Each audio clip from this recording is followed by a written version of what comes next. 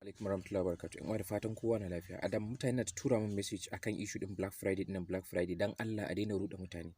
Abin da yake addini addini ne, abin da ba addini bane ba addini bane. Sai dai a duba me illar shi da kyawun shi. Mutane sun dauki sigar black, kalman black Allah asun an bata ranar Friday ne and as such kaman wani attacking addinin musulunci akai. Me hakan ya rage addinin ka da shi?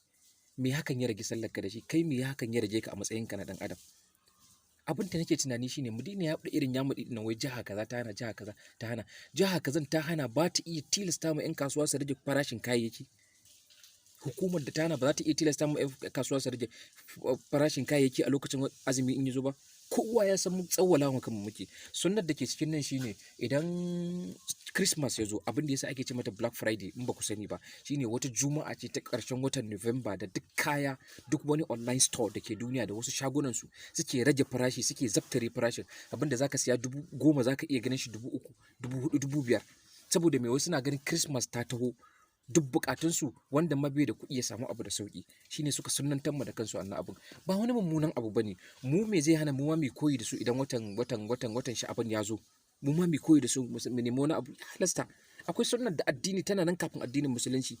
amma da zuwan addinin musulunci ne ya sunnantar da ita ta koma sunna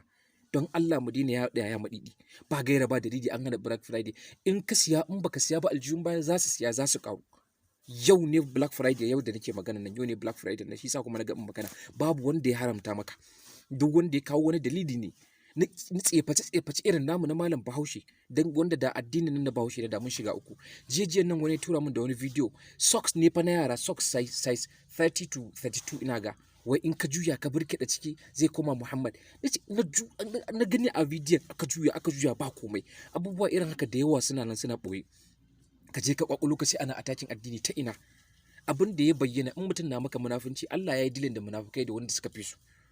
in mutum na maka munafunci abin da ya bayyana maka shi zaka mai hukunci da shi adalci kenan manzon Allah ma abin da yake kenan wanda ya ɓoye shi da Allah ne amma dan Allah mu daina kawo ɗauke a addini mu ɗauke a addini abu ba gaira ba dalili baka da nasi mutanen nan ba wani abu suke celebrating ba balle a ce karkai joinin suke celebrating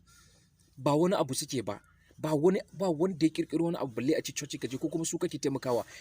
in kama duni ta bangaren kanka zaka taimaka ma abinda zaka siya da tsada yau zaka siya da ara yau an tashi an ce ka daina cewa Black Friday ko kuma an ce maka haram ne ka sai abu babu wani dalili ba wanda ya haramta maka mutane ba su sani bane sun danganta kalmar Black da Friday sai a dinga fassara wa mutane Black din an dauka Black bakin abu ko ka dauka Black Friday an wulakanta sallar juma'a ne ta ina dan Allah me ya hada ka